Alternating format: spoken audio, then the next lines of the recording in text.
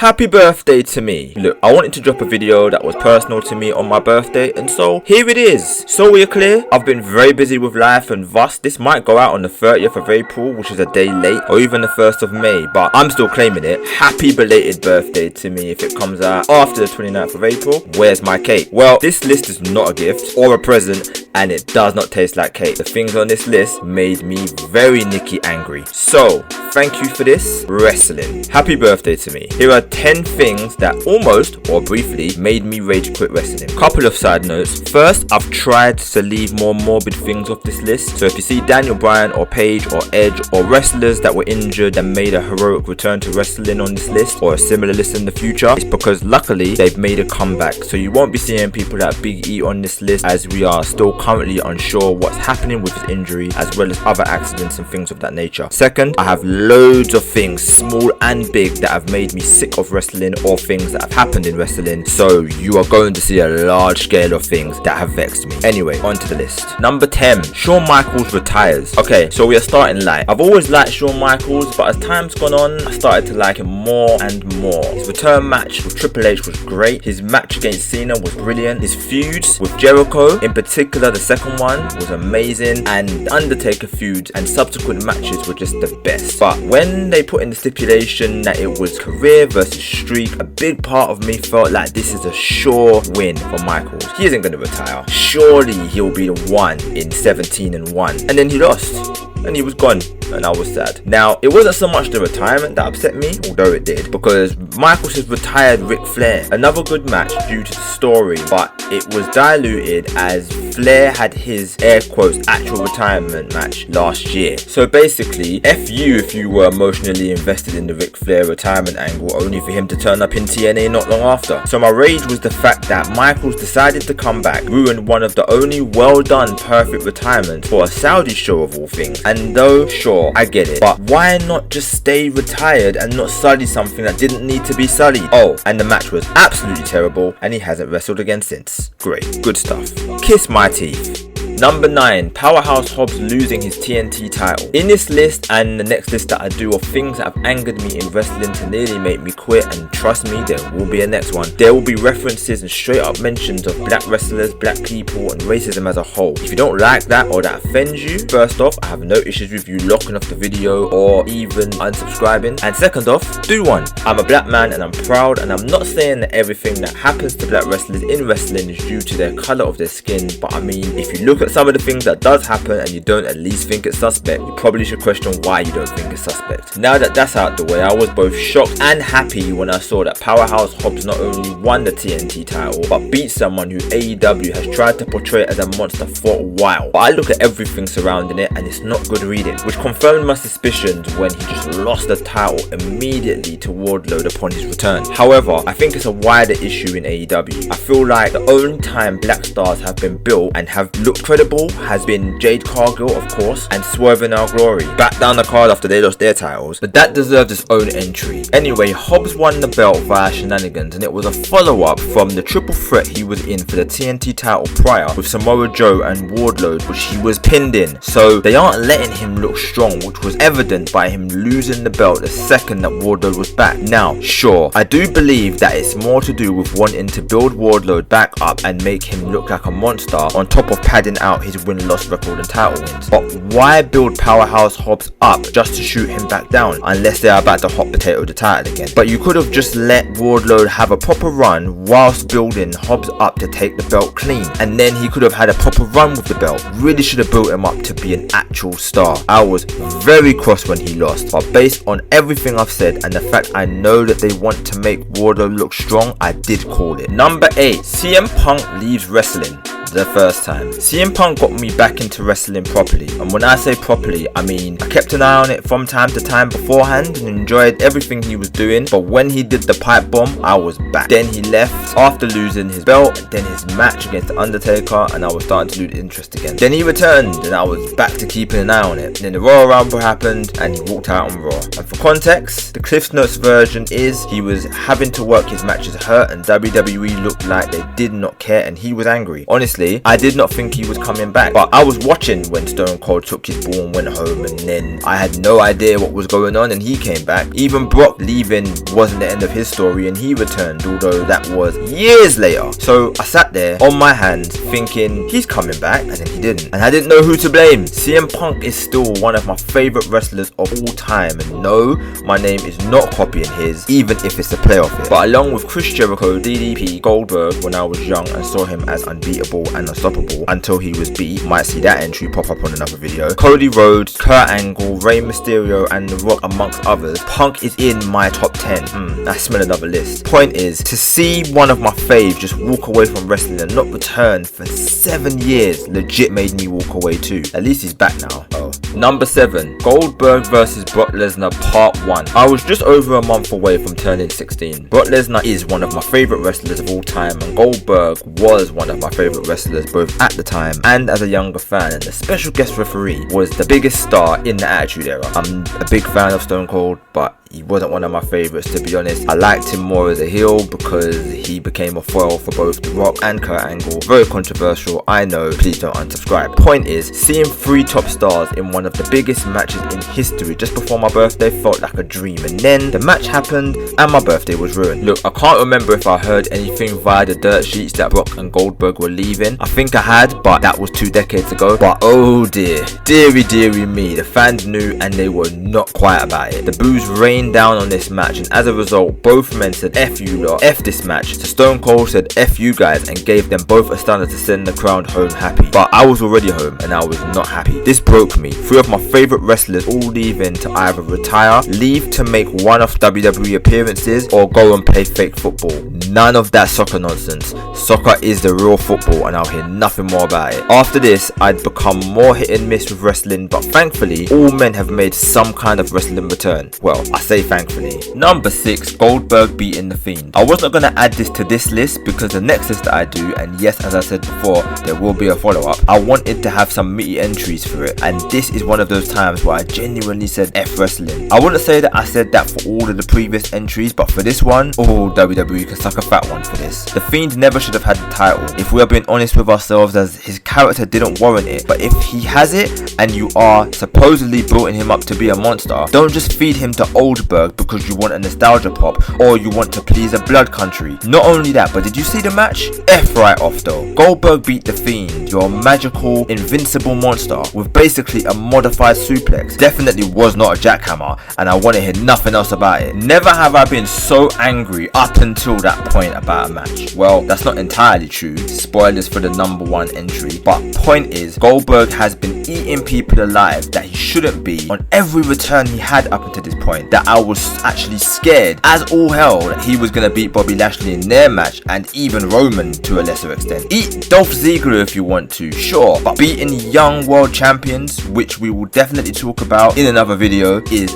unbloody forgivable. Number 5, Cody Rhodes losing his world title match to Chris Jericho. Okay, a few more light ones before I get into the ones that really made me mad. Oh boy, there's a few of them. You're gonna hear just how mad I am. Anyway, Cody Rhodes is a top performer, as we are seeing in WWE now. I've rated him since Legacy, since Team Rhodes Scholars, his team with Drew McIntyre. Yes, that was a thing, and I hope Drew turns heel when that gets brought up, but that's a story for another day. The Rhodes brothers, and even Stardust. I thought Cosmic Wasteland could have been a breath of fresh air and could have built them up, but nope, all 3 of them were just Cosmic Wastemans. Sorry. Anyway, he bet on himself and left, and as much as I loved him before, he was on my all-time faves after he left WWE and wrestled in the UK for WCPW, and also when he joined the Bullet Club and wrestled for Ring of Honor, but just out there showing his worth. Then he started up AEW and showed he was just the best babyface. I was kinda out of wrestling at this point and just checking the results and watching highlights and stuff like that, but he stood out to me. Then early in AEW's run, he challenged Jericho for the title and said he wouldn't challenge again. Not just while Jericho was champion, but never again. And 2 things ran through my mind. A,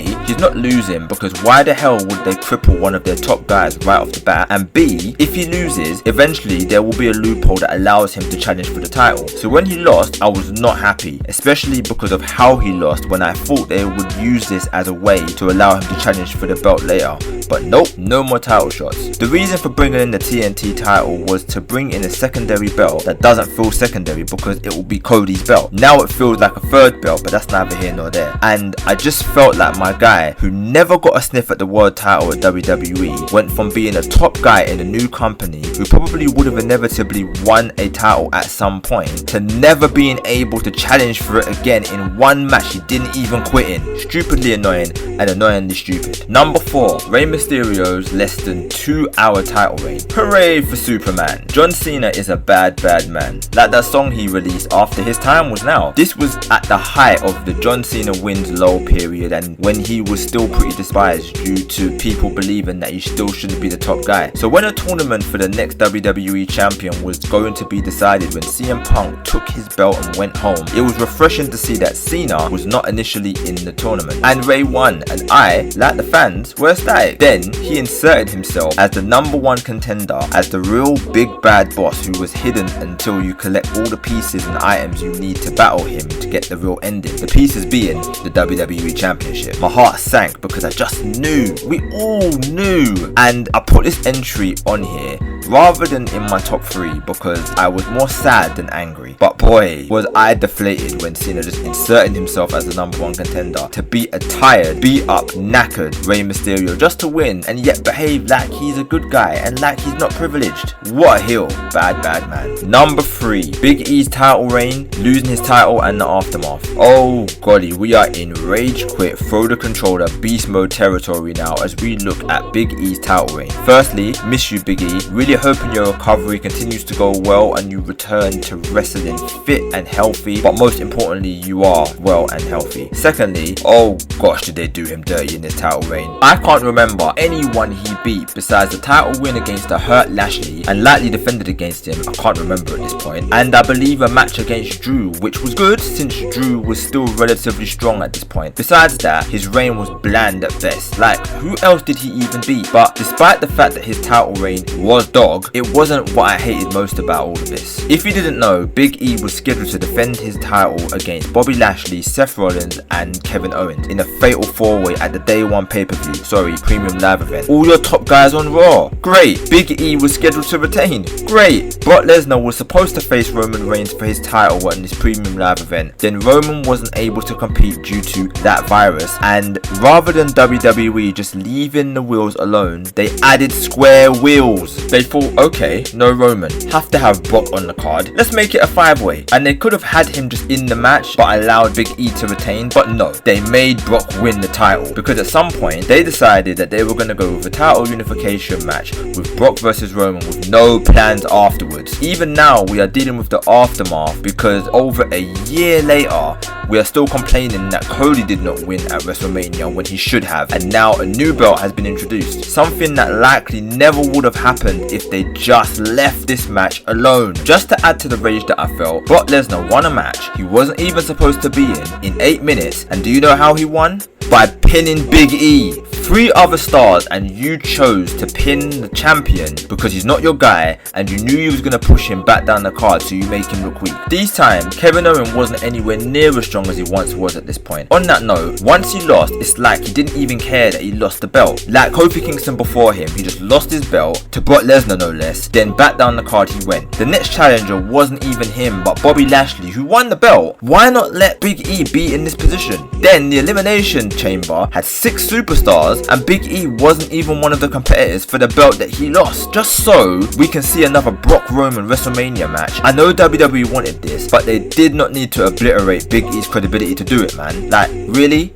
They can suck a fat one. Number 2, Becky Lynch beats Bianca Belair in 26 seconds to win the women's title. Oh, the anger I felt when I saw this. This was at SummerSlam 2021 and I went to my cousins to watch it, and I was so vexed at this match when it happened that by the time the Bobby Lashley versus Goldberg match, also on this pay-per-view, started, I was so scared that Goldberg was going to win, and legit I thought he might, that I threatened to walk out of my cousin's house and told him that I'm leaving to go home if that happened. I would have left despite the fact that there was a Roman Reigns John Cena match on this card. Anyway, the whole segment was filled with shenanigans, from Sasha not being her opponent when she should have been, to Carmella basically being jobbered out of the ring by a returning Becky, to this atrocious piece of 26 seconds nonsense booking where one of your top stars who you have spent months building up is immediately looking that doink because you want to put the belt back on your top woman. Now yes, this was one of the things on this list which in hindsight turned into a good storyline. She lost the title and initially tried and failed to win it back, but this ended up being a redemption story and going round full circle, allowing Bianca to win the title back at WrestleMania. Problem was, when this happened, I, like many others, had no idea what WWE were doing because it was not clear. This was supposed to be a heel turn for Becky, but that was not portrayed here. You could not tell based on what happened that she was turning heel. She didn't catch Belair by surprise, she didn't cheap shot her, she just dragged her in from a handshake and gave her the man slam and made her look like a goober when Bianca should have been made strong enough to reverse it and counter it when she was still fresh. It took a while for Becky's heel turn to sink in, but it would have been better if it was clear from this encounter that this was the start of a heel turn and not just Bianca looking like a jobber. I was an angry CM that day. Number 1, Booker T losing his title match to Triple H. I believe I'm yet to swear on this channel. I've barely sworn in the past 15 years, but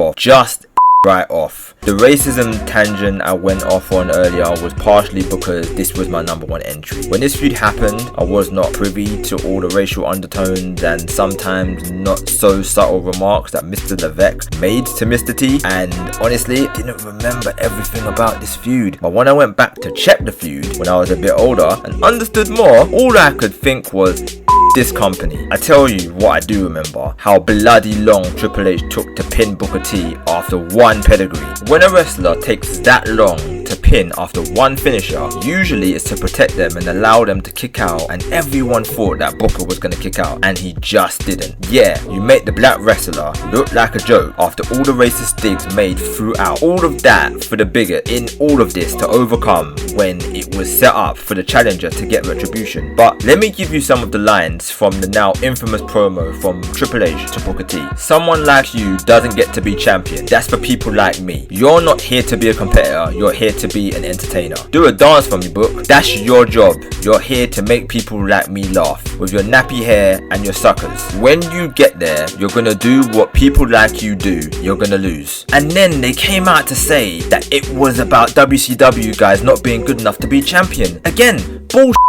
Piss off, Bruce Pritchard. Piss off, WWE. This is the same company whose owner, an old, out-of-touch white man lest we forget, dropped the N-word cash to a white man no less when in a segment with John Cena on live TV, again with Booker T in earshot. Poor Booker. And then this dickhead Bruce Pritchard wants to defend the promo and the nappy hairline because The Rock said the same thing to Booker in their feud. To him, it doesn't matter that Rocky is of African American descent. If it's okay for him, a black man, to say it, then it's okay for a white man to use it derogatory. The N-word being on TV so easily by the boss makes so much more sense now. And I'm not saying this would have been okay if the babyface had won, but how can the babyface not get retribution after this? How can he just lose after this and lose clean and be pinned after 22 seconds of waiting after being hit by the finisher? Come on, man. Funny thing is, I don't even think that Triple H is racist, but bruh, this was absolutely bloody infuriating. And WWE are gonna WWE because Naomi was basically in a toned down version of this in her feud with Sonya Deville a few years ago, and no one can tell me different on that either. Not gonna lie, I've made myself very mad again.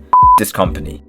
And that's the list. I'm sorry it ended like this. It was a light-hearted list, sort of, but boy, the rage was real on that one. But I'm calm now. Woosa. Got loads of videos coming out in the next few days, so make sure you like and subscribe. Leave a comment on what almost made you rage quit wrestling, and since I'm sure this has been released either on the 30th of April or after, you can wish me a happy birthday for yesterday or before then. Send me money. Just kidding. Not really kidding. Kidding. Take care of yourselves and each other. Catch you in a bit.